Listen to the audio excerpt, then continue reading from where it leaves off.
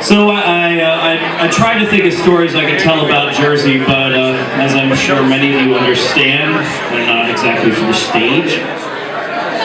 What the hell's wrong with this thing?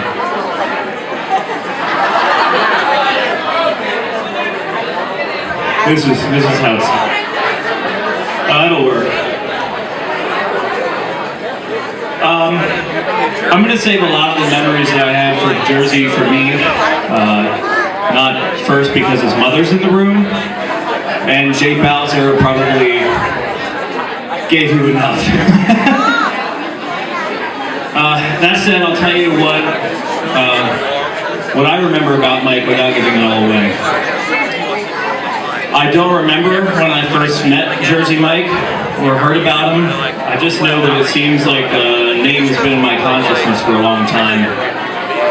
Before meeting him, I knew of him as this almost legendary individual, as I'm sure some of the people in this room feel the same.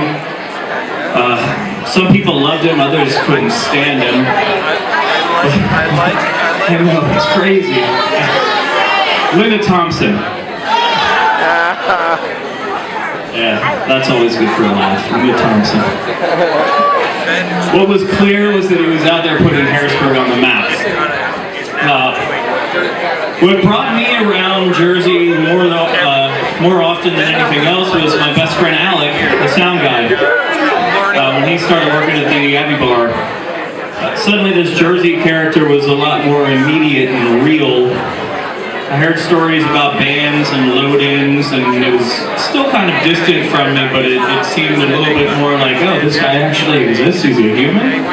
He's not this floating orb of musical energy over top of Harrisburg for all of us to enjoy.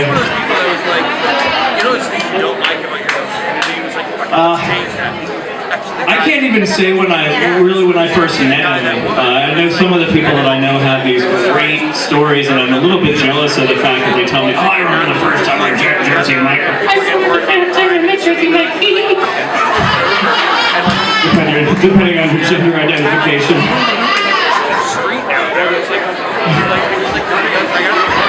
Exactly. He probably gave me one of his trademark handshakes and smiles, because he always made you feel like you were you, and he didn't care who you were. Not in the sense that he didn't care about you, but he didn't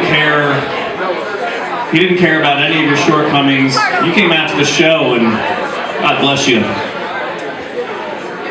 Over time, I weaseled my way onto the guest list pretty regularly. Which I never heard the end of.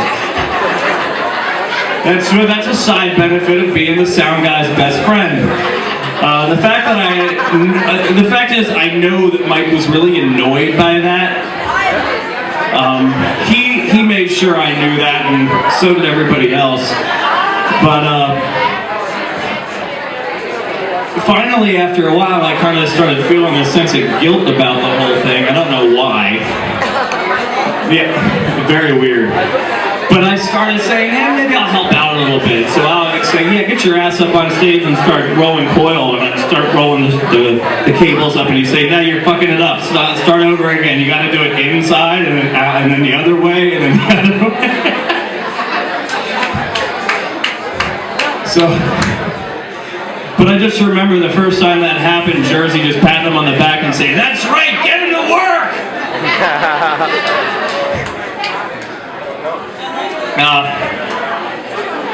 After a while, I got this strange call from a certain Sarah Staub saying, hey, can you work door tonight? Does it pay? Yeah, sure, it pays. All right, yeah, go, cool. $5, I don't care. And I think that was where it all, my real relationship with Vandal began. Jersey wasn't the type to just let anyone in at all. And I see a lot of nods up front from the people that remember that. But he also wasn't the type of person to make a person feel left out. He listened to the fans, and that includes even the obnoxious drunk ones spouting on and on about some crazy show that they wanted to put on. And if Mike would just give them the chance, they were going to bring Mo to the Abbey Bar. I am Mo. Oh, I can't stand that guy. Not Mike, the guy with the Mo show idea. Okay, I gotta go to the bathroom. But he spoke his mind, and that was one of the things that I most respected about him. He cared for his friends in a really protective way. If you were his friends, he had your back. And I thankfully never had to see him, really prove that, but I'm pretty sure that if it would have come down to it, he'd have gone to the gun for me. And definitely for you.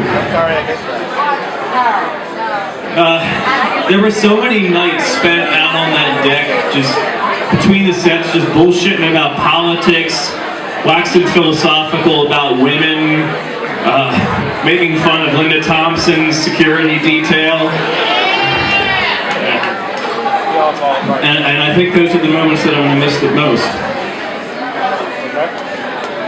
So, now I think to myself, for every one of us that got to know Mike the way that we got to know Mike, there's like 10 other people out there that still have that like legendary idea that I had in my head when I first started hearing about this guy. I mean, he's still this omnipresent being that just affects everything.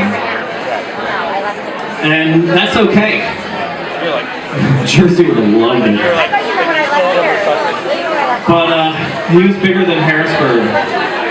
He blessed this town with some talents that helped put our scene on the national map, and we really owe it to him to do his memory justice.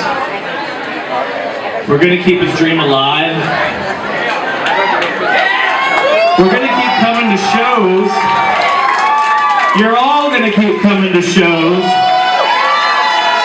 because Sarah and myself and the rest of the Greenbelt family, we're going to make sure that there are still shows here. And then every damn time you come into this bar, this is what we're going to put on your wrist, on the inside of the wrist, because at the end of the day, all we can do is hold steady and stay positive. Thank you.